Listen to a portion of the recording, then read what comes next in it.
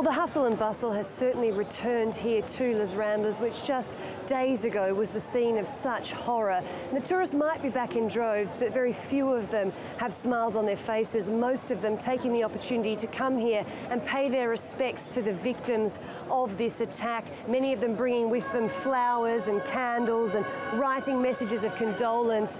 And this candlelight and floral tribute that you can see here is just one of many that have popped up right along this street in the days since the attack, and it's clearly evident that this street has become the focal point of mourning for this city. But while all that's going on here, behind the scenes, authorities are facing some very tough questions about the state of security in this country. Spanish police carry out checks at the entrance to Ripoll, the hometown of the terror cell police believe was behind this week's two attacks. In the same town, investigators raided this flat, lived in by Abdulbaki Sati, an imam who police say was a radicalising force within the cell and may have been killed during an explosion at the group's bomb factory.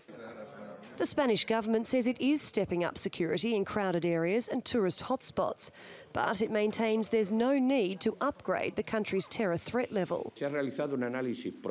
We can say that the cell has been deactivated in Barcelona. This is after the deaths of the suspects, the arrests and the identifications that are still taking place, but about which we cannot give more details. But at least one suspect is still at large. An international manhunt is now underway for Yunus Abu Yaqub. Police think he was driving the van used in the first attack on Barcelona's Les Rambles, which left 13 people dead.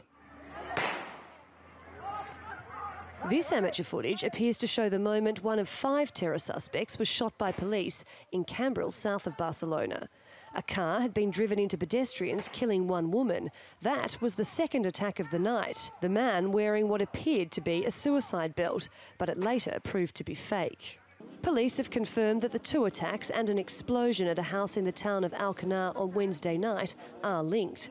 They say the house was being used to make and store explosives, which could have been used in a bigger attack had they not been prematurely detonated. In the meantime, residents and tourists in Barcelona have come together to remember the victims of Thursday's attack, and police and families have begun to name those killed. Spain's King Felipe visited Hospital del Mar in Barcelona, where many of the victims are being treated.